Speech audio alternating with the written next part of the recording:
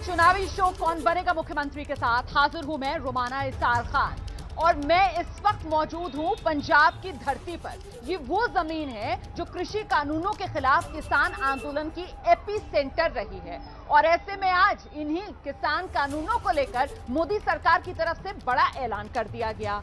हमने देखा आज किस तरीके से सुबह 9 बजे प्रधानमंत्री नरेंद्र मोदी राष्ट्र को संबोधित करने के लिए आए और प्रधानमंत्री नरेंद्र मोदी की तरफ से ये कहकर क्षमा मांगी गई कि शायद उनकी तपस्या में कुछ कमी रह गई कि नेक नियति से लाए गए ये कृषि कानून वो कुछ किसानों को समझा नहीं पाए और इसीलिए अब वो तीनों कृषि कानूनों को वापस लेने का फैसला ले रहे हैं।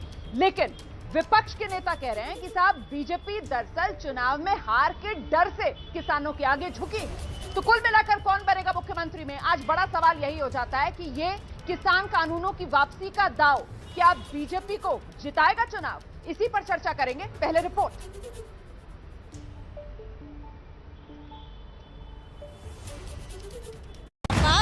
वोट लेना है सरकार को वापस ले भाई इलेक्शन करके इन्हें वापस ले जे ना इलेक्शन होगी इन्हें अजीब नहीं मरना मरने जो गलत काम करेगा उसके साथ तो नाराजगी होगी। प्रदेश के चुनाव में अपनी जमीन को बचाने के लिए इस कानून को वापस लिया है, केवल वोट के लिए और चुनाव की वजह से वापस ले रहे हैं। सिर पर है चुनाव तो क्या इसलिए खेला गया 3 कृषि कानूनों की वापसी का दांव। प्रधानमंत्री नरेंद्र मोदी ने आज सुबह सुबह जो राष्ट्र के नाम संबोधन दिया उसमें की गई इस बड़ी घोषणा को उनके विरोधी अब इसी नजर से देख रहे हैं। तो उन्होंने अभी वापसी लिया है, वो पार्लियामेंट में जाए और पार्लियामेंट से जो लीगल प्रोसीजर उसका है वो पूरी तरह से इसमें किसानों की जीत है और अहंकार की हार है। उत्तर प्रदेश का चुनाव और अन्य प्रदेशों के चुनाव को देखते हुए, नाराजगी को देखते हुए इनकी कोशिश है कि जनता में ये संदेश जाए कि उनके कानून जो काले हैं वो वापस ले रहे हैं, केवल वोट के लिए और चुनाव की वजह से वापस ले रहे हैं। तो क्या 3 कृषि कानूनों की वापसी के पीछे सीधे चुनावी कनेक्शन है? क्या सरकार को यूपी, पंजाब समेत 5 राज्यों के चुनाव में कोई डर सता रहा है? आज देशवासियों से क्षमा मांगते हुए सच्चे मन से और पवित्र हृदय से कहना चाहता हूं कि शायद हमारी तपस्या में ही कोई कमी रही होगी जिसके कारण दिए के प्रकाश जैसा सत्य कुछ किसान भाइयों को हम समझा नहीं पाए। प्रधानमंत्री की ये माफी, प्रधानमंत्री का ये कबूलनामा अपने आप में एक बड़ा राजनीतिक संदेश है। लिहाजा बीजेपी नेताओं और सरकार से जुड़े लोगों के भी सुर बदले हुए हैं। मुझे दुख है कि इन कानूनों का लाभ हम देश के कुछ किसानों को समझाने में सफल नहीं हो पाए। ये हो सकता है कि हमारे स्तर पर कोई कमी रह गई हो कि हम लोगों ने अपनी बात को उन लोगों को समझाने में हम लोग कहीं न कहीं विफल रहे। वैसे भी बीजेपी का इन चुनावों में बहुत कुछ दांव पर लगा है, खासकर यूपी में। पीएम मोदी की इस बड़ी घोषणा के बाद अब बड़ा सवाल ये है कि क्या कृषि कानून का दांव बीजेपी को जिताएगा चुनाव। तो ये जो 3 किसान कानून मोदी सरकार ने वापस लेने का फैसला लिया है, इसका चुनावी कनेक्शन विपक्ष बता रहा है। लेकिन अब आपका चैनल एबीपी न्यूज आपको ये बताएगा कि आखिरकार क्यों ये मोदी सरकार की चुनावी मजबूरी नहीं है। सबसे पहले आपको समझना इस बात को होगा कि वो तारीख जब ये किसान कानून पारित हुए थे वो तारीख थी 20 सितंबर 2020 की और उसके बाद देश में जो बड़े बड़े चुनाव हुए हैं जरा सिलसिलेवार तरीके से एक नजर उन पर डालिए।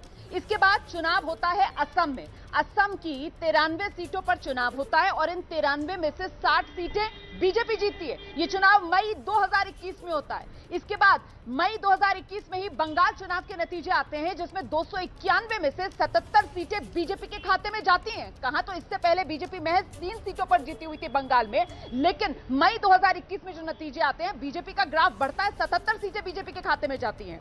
इसके अलावा पुडुचेरी जीतकर पहली बार पुडुचेरी में बीजेपी ने सरकार बनाई। यही किसान कानून बनाने के बाद फरवरी 2021 में गुजरात के सभी जो 6 नगर निगम हैं वो बीजेपी ने जीते थे। जुलाई 2021 में यूपी में जो जिला पंचायत चुनाव हुए थे उसमें भी बीजेपी को जीत मिली थी। इसीलिए हम आपको ये बता रहे हैं कि साहब इसको फिर चुनावी मजबूरी कैसे कहा जा सकता है, ये सवाल भी पूछा जाएगा। तो ये मुद्दे पर चर्चा करने के लिए अब आपका परिचय कराते हैं खास मेहमान जो इस वक्त हमारे साथ मौजूद हैं। समाजवादी पार्टी की तरफ से प्रवक्ता अनुराग भदौरिया हमारे साथ जुड़ रहे हैं आज की चर्चा में। शिवम त्यागी राजनीतिक विश्लेषक हैं, आप देख सकते हैं वो इस चर्चा में हमारे साथ शामिल हो रहे हैं। अकाली दल के नेता हैं गुरचरण सिंह ग्रेवाल, वो हमारे साथ इस वक्त मौजूद हैं। और साथ ही गाजीपुर बॉर्डर से किसान नेता पवन खटाना जी हमारे साथ जुड़ गए हैं। बहुत स्वागत आप सभी का। अनुराग भदौरिया, एबीपी न्यूज ने ये आंकड़े दिखाए और बताया कैसे सितंबर 2020 में किसानों के लिए जो कृषि कानून मोदी सरकार लाई थी वो पारित होने के बाद देश में जो चुनाव हुए उसमें चुनाव में बीजेपी का ग्राफ बढ़ा ही है। फिर आज जब प्रधानमंत्री नरेंद्र मोदी वापस लेने का ऐलान करते हैं 3 कृषि कानूनों को, तो चुनावी कनेक्शन कहां से नजर आ रहा है आपको? कि आपके जो आंकड़े उसमें थोड़ी गड़बड़ी है। जिला पंचायत जब यहाँ चुनाव हुआ था उत्तर प्रदेश के अंदर में, तो जिला पंचायत सदस्य सबसे ज्यादा समाजवादी पार्टी के जीते थे। उसके बाद सत्ता ने अपनी हानक, अपना कब्जा, डराना, धमकाना, बुलडोजर चलाना, फिर किस तरह से डीएम के ऑडियो वीडियो वायरल हो रहे थे, फिर डीएम एसपी ने मिलके सदस्यों को खरीद के उन्होंने अपने जिला पंचायत अध्यक्ष बनाए। अध्यक्ष सरकार नहीं, अध्यक्ष सरकार बनाती है, जिला पंचायत सदस्य जनता चुनती। जनता ने इनको हराया था। आज जो देश का समाजवाद भारत की जीत हुई है और जो यहाँ पूंजीवाद भारत हावी हो रहा था उसकी हार हुई है। और सरकार को इस बात का जो अहम हो गया है कि सरकार कुछ भी कर सकती है, लोकतंत्र में कुछ भी सरकार नहीं कर सकती है।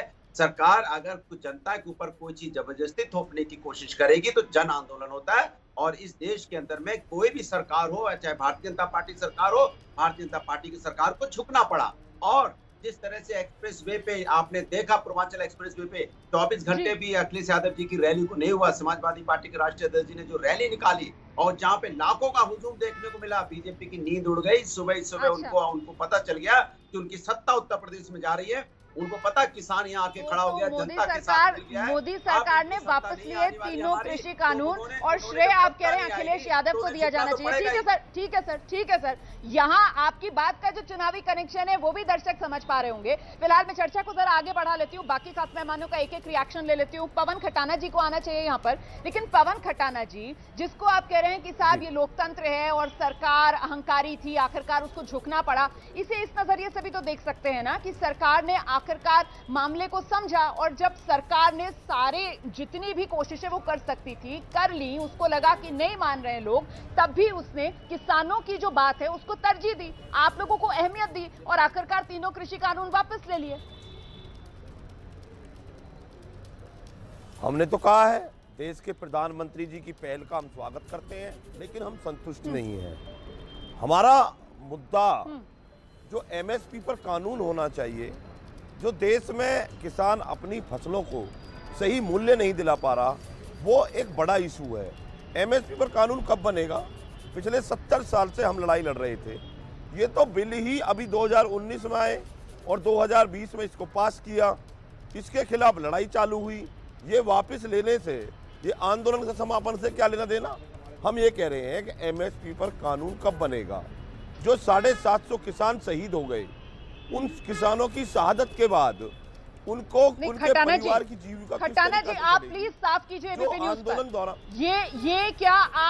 ये क्या आप किसानों की तरफ से क्या आप ये औपचारिक तौर पर कह रहे हैं कि आज प्रधानमंत्री नरेंद्र मोदी के इस निवेदन के बाद, गुजारिश के बाद कि किसान आंदोलन खत्म कर दें, वापस अपने गांव, अपने घरों को चले जाएं, आप लोग जब तक एमएसपी पर कानून नहीं बनेगा तब तक नहीं हटेंगे? क्या ये है आपका स्टैंड?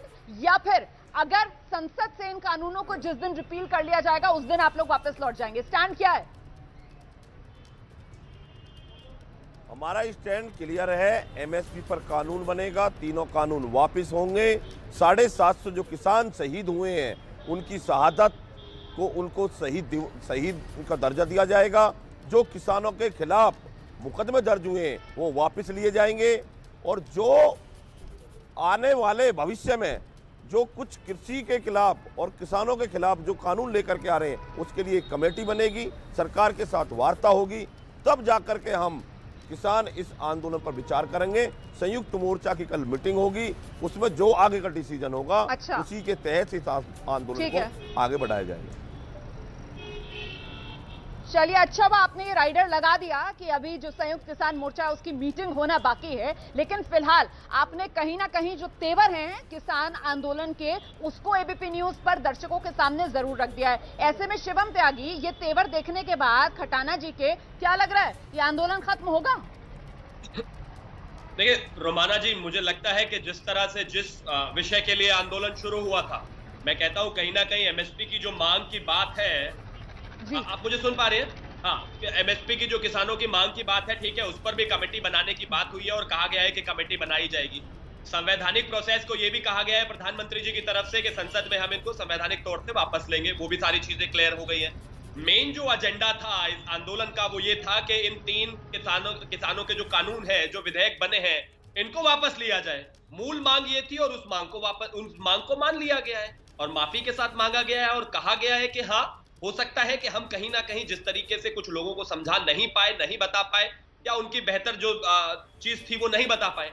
अब उसके बाद अगर आप इसको सिर्फ लिंगर ऑन करना चाहते हैं, रखना चाहते हैं, इसको आगे लेकर जाना चाहते हैं, या फिर अगर आप इसमें अपनी कोई राजनीतिक मंशा भी रखते हैं, ठीक है, लेकिन आज जिस मांग के आधार पर ये आंदोलन हुआ था वो खत्म हो गया। तो मुझे लगता है ग्रेवाल साहब को आना चाहिए। ग्रेवाल साहब, अगर तीनों कृषि कानून वापस होने का फैसला होने के बावजूद किसान वापस नहीं लौटते, तो फिर ये कहा जाएगा कि लगता है विपक्ष को इस बात का डर सता रहा है कि उनके हाथ में चुनाव में ये जो दुधारी गाय थी ये निकलने का डर है, इसी वजह से किसान आंदोलन को विपक्ष हवा दे रहा है। मैं आपका आभारी हूं कि आप पंजाब में भी आए हैं और ग्राउंड जीरो पर आकर पंजाब की समस्या का ये समाधान ढूंढ रहे हैं। आप ये बात पे ज्यादा जोर दे रहे हो कि अभी आ नहीं रहे या जा नहीं रहे। अगर ये बात क्यों नहीं एक बात को जरूर हमारे को समझना चाहिए, विचार करनी चाहिए कि बहुत दुख की बात है कि जिन लोगों ने, खासतौर से पंजाबियों ने, सिखों ने, किसानों ने हिंदुस्तान की आजादी में सबसे बड़ा योगदान पाया और उसके बाद में जो देश का पेट भरता नहीं था उसको भरने के लिए किसानों ने अपना पसीना बहाया खून की तरह। उन्होंने उनके ऊपर ठोसे गए 3 काले कानून वापस करने के लिए 1 साल से वो बॉर्डर पे बैठे हैं, शांतमयी आंदोलन है, पर आज 3 कानून वापस किए हैं मोदी साहब ने। उसमें कितनी बात छोड़ी है वो बात अलग है। 700 लोगों की जान देकर ये 3 कानून वापस लेने की बात हुई है। इस बात को जरूर विश्लेषण करना चाहिए कि शांतमयी आंदोलन में 700 लोगों ने जान दी है, सबसे बड़े पंजाबी और सिखों ने दिया। हमको तो इस बात का रोना आ रहा है कि आज जब बकरी ने दूध भी दिया तभी मिंगना पाकर दिया, क्योंकि एमएसपी इस मामले में सबसे बड़ी बात है। मैं आपको ये बताना चाहता हूं कि हमारे को इस बात पर भी जरूर ख्याल करना चाहिए कि आज हम उनको कह रहे हैं कि उठ के चले जाओ, उनके हाथ में दिया क्या है। ये बात हमारे को खास तौर पर हमारे को सोचनी चाहिए। क्या किसान कानूनों की वापसी का दाव बीजेपी को जिताएगा चुनाव? इसी मुद्दे पर हम चर्चा कर रहे हैं। सीधे रुख करते हैं हम किसान नेता पवन खटाना का। पवन खटाना जी, जो मांग थी आपकी वो मान ली गई है, बावजूद इसके ये नाराजगी मोदी सरकार से क्यों नजर आ रही है किसानों की? अब देखो, आंदोलन हुआ है, 1 साल से हम यहाँ पर बैठे हैं। क्या हम बार बार आंदोलन ही करते रहे? क्या हम हर मुद्दे को लेकर के इन बॉर्डरों पर आकर के बैठे? मोदी जी ने एक पहल की है, शुरुआत की है। मान लिया कि उन्होंने कहा कि हम कानून वापस ले लेंगे, लेकिन एक जो कमेटी बनेगी वो किस तरीका से काम करेगी, वो एमएसपी को जो कानूनी जामा पहनाना वो किस तरीका से पहनाया जाएगा। जो इस किसान आंदोलन के तहत मुकदमे दर्ज हुए हैं, हम पे पहले तो मुकदमे नहीं थे, मुकदमे जो दर्ज हुए वो मुकदमे किस तरीका से वापस लिए जाएंगे। जिन किसानों ने शहादत दे दी इस आंदोलन को, उन किसानों के परिवार को कैसे चलाया जाएगा, उनके क्या रहेगी उनकी जीविका। तो ये बड़े मुद्दे हैं, इन पर भी चर्चा होनी चाहिए। सरकार के साथ बैठ करके अच्छे माहौल में वार्ता होगी और ये बात जरूरी है। शिवम त्यागी, आपको लगता है कि अगर सरकार की तरफ से बड़ा दिल दिखाया गया है, अगर सरकार की तरफ से कदम बढ़ाया गया है, तो आगे भी अब ये कोशिशें और जारी रखी जाएंगी मोदी सरकार की तरफ से? शिवम? रोमाना जी, बिल्कुल, इसमें कहीं कोई दो राय नहीं है। जहां तक बड़ा दल दिखाने की बात है और जहां तक वार्ता को आगे लेके जाने की बात है, उसके लिए चर्चा पहले से ही है। जहां तक बात किसानों पर मुकदमे वापस लेने की बात थी, इस मांग को तो पहले ही मान लिया गया था। जब तक बिल वापस लेने की बात नहीं थी, सरकार ने मांगे मानी थी और उस पर सहमति बन चुकी थी। तो मुझे लगता नहीं है उसके लिए, मैं मानता हूं किसानों को लेकर प्रधानमंत्री जी ने लगातार कहा कि फैसला किसानों के लिए था, वापस देश के लिए ले रहे हैं, लेकिन अब कहीं ना कहीं थोड़ा बड़ा दिल दिखाने की जिम्मेदारी और समय किसानों का भी है ना। एक तरफ से तो अगर कोई भी एक बायलैटरल टॉक्स की भी अगर हम बात करें तो एक तरफ से तो नहीं चल सकती है। अगर आपके लिए इस देश के प्रधानमंत्री ने सोचा है तो जिन सड़कों पर आप बैठे हैं और जहां से 10 लाख लोग रोज गुजरते हैं, उनका भी किसी ना किसी को तो सोचना पड़ेगा। अच्छा, तो अब देखिए बात यहाँ पर आकर रुकती है कि भाई जिस तरीके से प्रधानमंत्री नरेंद्र मोदी ने पहल की है, उसके बाद ये मामला अब सीधे सीधे किसानों और प्रधानमंत्री नरेंद्र मोदी के बीच का बनके रह गया है, मोदी सरकार के बीच की बनकर रह गया है। तो ऐसे में क्या यहाँ से अब विपक्ष का खेल खत्म? अनुराग भदौरिया के पास चले तो किसान आंदोलन का केंद्र रहे पंजाब की जमीन से इस वक्त एबीपी न्यूज का खास चुनावी शो कौन बनेगा मुख्यमंत्री आप देख रहे हैं। आपके साथ मैं रोमाना इसार खान और तमाम खास मेहमान हमारे साथ लगातार बने हुए हैं। हम चर्चा इस मुद्दे को लेकर कर रहे हैं कि आज सुबह गुरु पर्व के मौके पर प्रधानमंत्री नरेंद्र मोदी ने जो किसानों को तोहफा दिया, तीनों कृषि कानून वापस लेने का ऐलान करके उसकी टाइमिंग को लेकर विपक्ष की तरफ से निशाना साधा जा रहा है। विपक्ष कह रहा है कि यह फैसला चुनाव के मद्देनजर हुआ है। ऐसे में सीधे अनुराग भदौरिया के पास चलते हैं, समाजवादी पार्टी के प्रवक्ता हैं अनुराग जी। लेकिन विपक्ष से ये क्यों ना पूछा जाए कि विपक्ष कहीं तिलमिला तो नहीं गया है, ये सोचकर कि किसानों का मुद्दा जो अभी तक विपक्ष को लग रहा था उसके हाथ में है, वो निकल गया है। देखिए, सवाल इसी बात का है कि ये भारतीय जनता पार्टी के लोग किसानों को आतंकवादी बता रहे थे, इनको खालिस्तानी पाकिस्तानी बता रहे थे, मवाली बता रहे थे, चोर डकैत गुंडा बदमाश बता रहे थे और कह रहे थे किसान है ही नहीं। जब ये किसान है ही नहीं तो आप किसका कानून वापस लेने की आज बात कर रहे हैं? फिर आप कह रहे हैं इनके पीछे विपक्ष खड़ा है। तो चलिए, आपने माना तो कि इस देश के अंदर में समाजवादी लोग जिसके साथ खड़े होते हैं, मतलब कि न्याय के साथ खड़े होते हैं, तो आपने माना कि भारतीय जनता पार्टी अन्याय कर रही थी। आज भारतीय जनता पार्टी खुद मान रही कि हम अन्याय कर रहे थे और जो समाजवादी लोग जिनके साथ खड़े थे वो सही थे। तो इसके मतलब ये जो उत्तर प्रदेश और देश में जो आज भारतीय जनता पार्टी की सरकार है, भारतीय जनता पार्टी की सरकार सिर्फ सत्ता के हिसाब से लोगों का सम्मान करती है। आज उसको लगता है कि किसान हमारे विरोध में सत्ता उत्तर प्रदेश में और पंजाब में जाने वाली है, खासकर उत्तर प्रदेश में उनकी सत्ता सरकने वाली है। तो आप कहने लगे किसान तो हमारे देश के हैं, ये कानून तो ठीक नहीं था, ये वापस लेना चाहिए। तो फिर ये भी बताइए कि जो किसानों को रौंदा गया, ठीक है, आप जो बात कर रहे हैं मुझे लगता है valid point sir, very valid point, क्योंकि हमने देखा किस तरीके से 1 साल पूरा होने वाला है 26 नवंबर को किसान आंदोलन को, और ऐसे में किसान आंदोलन को लेकर जिस तरीके के सवाल उठाए गए, टूल किट तक का जिक्र कर दिया गया, आंदोलनकारी नहीं आंदोलनजीवी तक कह दिया गया। तो शिवम त्यागी, आज लेकिन जिस तरीके से कृषि कानूनों पर सरकार ने हाथ पीछे खींचा है, क्या बैकफुट पर है मोदी सरकार? शिवम त्यागी, चल रही है क्या रोमाना जी? अरे रोमाना जी, वो पीछे से अनुराग भदौरिया बैकग्राउंड म्यूजिक की तरह लगातार बोले जा रहे हैं। सर ऑडियो डिले है, आपसे माजरत चाहूंगी, माफी चाहूंगी। अनुराग जी प्लीज संयम से एक एक करके अपनी बात रखें। मैं स्टूडियो में नहीं हूँ, स्टूडियो से बाहर हूँ, प्लीज जरा सा 5 सेकंड मांग रहे हैं अनुराग भदौरिया। ठीक है, जल्दी से 5 सेकंड अपनी बात और रख दीजिए, फिर शिवम त्यागी आप आ जाइएगा एक एक करके। प्रधानमंत्री जी को उसी समय बोल देना चाहिए था जो लखीमपुर में रौंदा गया है, और जो हमारे यहाँ गृह राज्य मंत्री है उसको आज भी बर्खास्त करता हूँ। इसने किसानों को रौंदा है। किसान हमारे, चूंकि हमारे देश के किसान इनका कानून जो हमने बनाया था वापस कर रहे हैं, और ये मंत्री को भी हटा रहे हैं। तो नहीं हटाए भाई, कमाल की बात करते हैं। एक बात थोड़ी चलेगी, 700 किसानों की मौत हुई है, रौंदा गया, उनके परिवार के बारे में बात होनी चाहिए। हाँ रोमाना जी, मैं एक चीज बहुत साफ तरीके से कहना चाहता हूँ। जहां तक भाषा की मर्यादा की बात है, भाषा की मर्यादा दोनों तरफ से बराबर टूटी है। लगातार दोनों तरफ से कहीं ना कहीं ऐसी बयानबाजी हुई है, दूसरी तरफ से भी किस तरह की भाषा का इस्तेमाल हुआ है वो इस देश ने देखा है। जहां तक बात इन्होंने कहा रौंदने का, मैं कहता हूं जिसने रौंदा या जो भी उस केस में है वो चार्जेस फेस कर रहा है, ट्रायल फेस कर रहा है। लेकिन जिनके पिताजी उस समय मुख्यमंत्री और प्रधानमंत्री थे 1984 में, क्या उनके बेटे को राजनीतिक तौर पर के फिर शुरू हो गए? क्या उनको किसी पार्टी का अध्यक्ष? शिवम त्यागी का भी वैलिड पॉइंट है, और शिवम त्यागी जिस बात का जिक्र कर रहे हैं मुझे लगता है पवन खटाना के पास हमें चलना चाहिए जरा सा। पवन खटाना जी, भाई आवाज थोड़ी सी अनुराग भदौरिया की कम करनी पड़ेगी, अनुराग भदौरिया की आवाज थोड़ी कम करनी पड़ेगी। पवन खटाना जी, लेकिन भाषा की मर्यादा टूटने की बात जो कर रहे हैं यहाँ पर शिवम त्यागी, देश ने सुना सर, बक्कल तार देंगे, इस तरीके की भाषा भी देश ने सुनी। देश ने सुना सर, जिस तरीके की धमकियां दी गई, ट्रैक्टर चढ़ा देंगे सर, ये सारी भाषाएं देश ने सुनी है सर। देखो, जब दो पक्षों में विवाद होता है तो कहीं ना कहीं कुछ ना कुछ बात तो होती है, इस बात में कोई दो राय नहीं।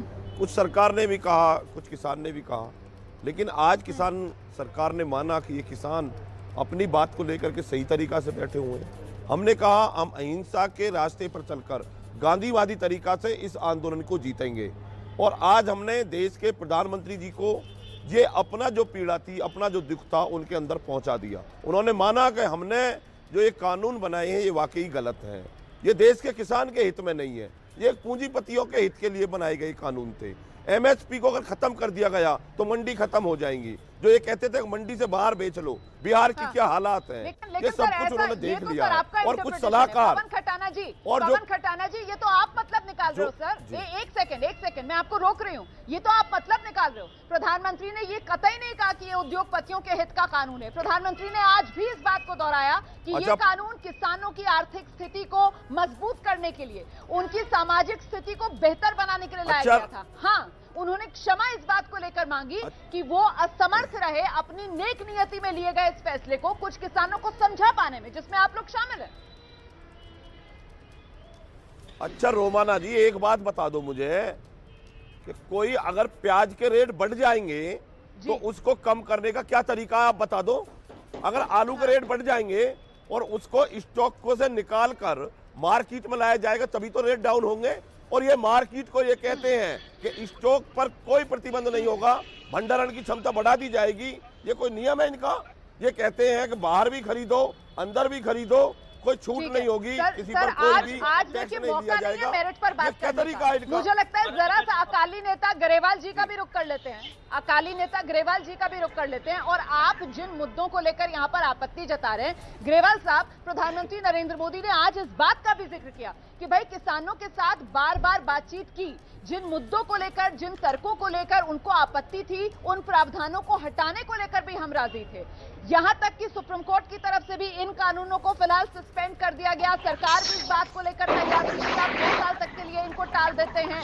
आखिरकार सरकार ने मान तो रखा ना किसानों का, तो फिर यहां सरकार के अहंकार का सवाल कहां आता है गरेवाल साहब?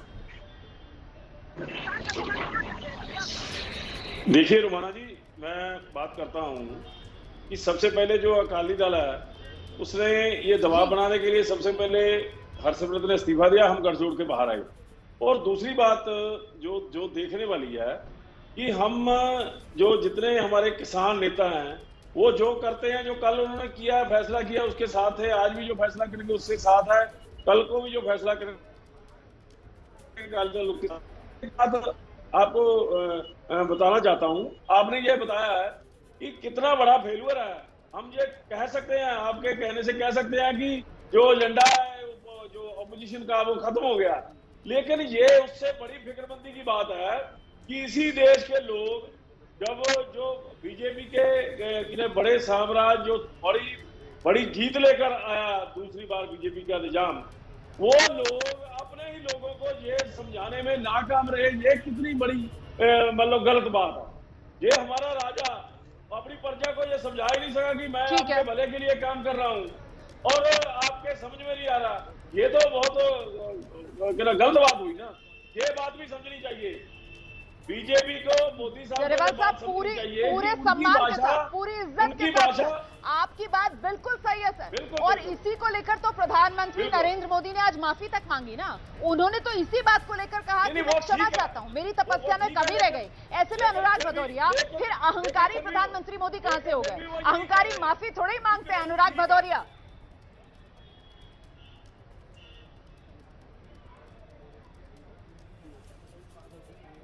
एक सरकार जो इतने 1 साल से किसान धरने पे बैठा है, लगातार वो इस बात की मांग कर रहा है कि मेरा एक जो काला कानून आपने बनाया वापस कर लो। वो ठंड में ठिठुरता रहा, बारिश में ठिठुरता रहा, आप लाठियां भाजते रहे, कील काटी उसके रास्ते बिछाते रहे और हर तरह से यातनाएं दी। कितनी FIR उनके ऊपर में हुई, कितने परेशान हुए वो लोग, आपने इस बात का अंदाजा है। तो इसको क्या बोलेंगे आप? और आज जब चुनाव का वक्त आया तो आपको लग रहा है कि अब चुनाव आ गया है तो चुनाव के समय हमें ये कानून हमें वापस लेना चाहिए। मतलब अब हर चीज चुनाव को लेके करेंगे। आप कभी भी जनता के बारे में नहीं सोचेंगे। आज उत्तर प्रदेश में आपने देखा कि समाजवादी पार्टी आके खड़ी हो गई और जिस तरह की भव्य रैली आपने देख ली पूर्वांचल एक्सप्रेस पे, आप डर गए और आपको लगा कि अब सत्ता जा रही तो चलो अब किसान कानूनी बिल वापस करो। अच्छी बात आपने किसान कानून बिल वापस किया, तो मैं इसी तरह कह सकता हूँ ये अहंकारी सरकार है। ये सरकार अहंकार के सामने किसी को समझती नहीं है। सोचो, मैं बार बार कह रहा हूँ, जिसको रौन दिया गया लखीमपुर खीरी में, क्या इन्होंने हटाया उसको अभी तक? क्या मंत्री को हटाया? आप बताइए, हटा दिया क्या मंत्री को? नहीं हटाया ना अभी तक मंत्री को। तो इसलिए नहीं हटाते, अहंकार है। हम क्यों हटाए? ये हालत में है। ठीक है, इस तरह की सरकार चलती है क्या? और आप ये भी जवाब लेते हैं शिवम त्यागी के पास चलते हैं। शिवम त्यागी, सवाल यहाँ पर ये उठता है कि साहब उपचुनाव के नतीजे आते हैं, उसमें बीजेपी के हिसाब के नतीजे नहीं आते, तो हम देखते हैं कैसे पेट्रोल और डीजल पर एक्साइज ड्यूटी घटाने का फैसला लिया जाता है, बावजूद इसके कि लंबे समय से लेकर उसको मांग हो रही थी। लेकिन जब चुनाव में हार मिलती है तभी यह फैसला लिया जाता है। तो ऐसे में अब जबकि आने वाले समय में 1 नहीं 2 नहीं 5 राज्य, जिसमें सियासी तौर पर देश का सबसे बड़ा सूबा उत्तर प्रदेश भी शामिल है, वहां भी चुनाव होना है, तो फिर टाइमिंग की वजह से तो ये कहा जाएगा कि साहब ये चुनाव के मद्देनजर सरकार पीछे हटी है, बैकफुट पर आई है, डर गई है क्या मोदी सरकार? शिवम त्यागी, पहले तो आपने सारा चुनावों का विश्लेषण दिया था कि उसमें हमें कितना फायदा मिला। जहां तक उपचुनाव की बात है, 14 राज्यों के 30 सीटों पर उपचुनाव हुए थे विधानसभा के, जिसमें हमें 16 सीटें मिली, जहां हमारी पहले 13 थी, अब 16 हुई है। कुछ जगह हमें नुकसान भी हुआ है, लेकिन ऑल ओवर अगर बात करें तो हमारी परफॉर्मेंस प्लस में गए हैं।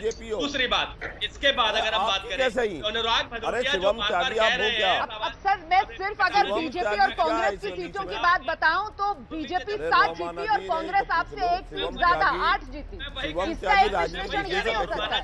एनडीए आ रही हूँ खटाना जी, एक एक करके पहले शिवम त्यागी को सुन लीजिए, फिर आपके पास आ जाऊंगी। अहंकार की जो बात कर रहे हैं, जिनको इतना दुख है किसानों की जान जाने का इतना दुख है, ये वही लोग हैं जिन्होंने माफी नहीं मांगी। पार्टी के लोग हैं, क्या है ये?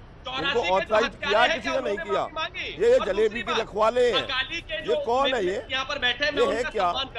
ये शिवम त्यागी है क्या? मुद्दा जब वो ये क्या है शिवम त्यागी? वो तब नहीं था क्या? राजनीतिक विश्लेषक है अकाली दल जब भारतीय जनता पार्टी सरकार में था, ये भारतीय जनता पार्टी लिखो ना। खटाना जी सुनिए, आपका सर्टिफिकेट नहीं चाहिए, पर्दे के पीछे तो बोलते हो क्या? नहीं चाहिए, बीच में मत बोला, पर्दे के पीछे तो बोलते हो। चर्चा हो नहीं सकती है, लगातार आप लोग दोनों बोल रहे हैं। मैं माफी चाहूंगी, समय इतना ही है मेरे पास। बहुत बहुत शुक्रिया आप सभी का इस चर्चा में मेरे साथ शामिल होने के लिए। कुल मिलाकर आज का दिन बड़ा दिन, महत्वपूर्ण दिन किसानों के लिहाज से, क्योंकि किसान जो मांग कर रहे थे कि तीनों कृषि कानून पूरी तरीके से वापस लिए जाएं, आखिरकार फैसला वही हुआ है। तीनों कृषि कानून सरकार ने वापस लेने का ऐलान कर दिया है, लेकिन क्योंकि टाइमिंग महत्वपूर्ण हो जाता है और आने वाले समय में 5 राज्यों के विधानसभा चुनाव है, ऐसे में विपक्ष सरकार की घेराबंदी ये कहते हुए कर रही है कि साहब चुनाव में हार के डर से ये फैसला लिया गया है।